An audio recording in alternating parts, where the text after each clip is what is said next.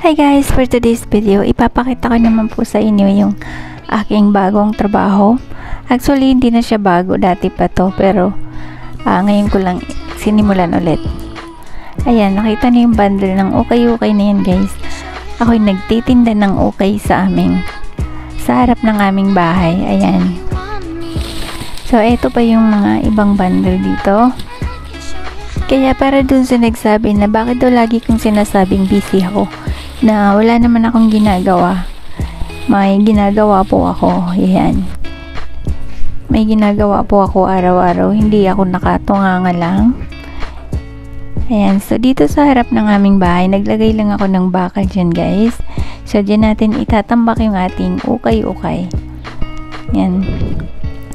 So, eto, ilalabas ko na siya. Yung aking panindang ukay-ukay. Ayan.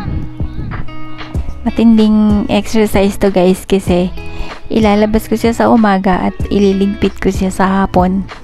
So ayan, ganun talaga ang mag-business.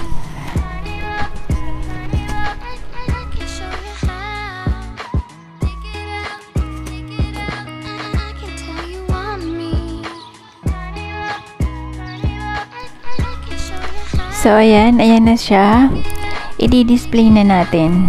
Ayan, yan yung kanyang price. Ayan, 10 pesos only. So, hindi pa ito lahat guys ha. Marami pang bundle sa loob.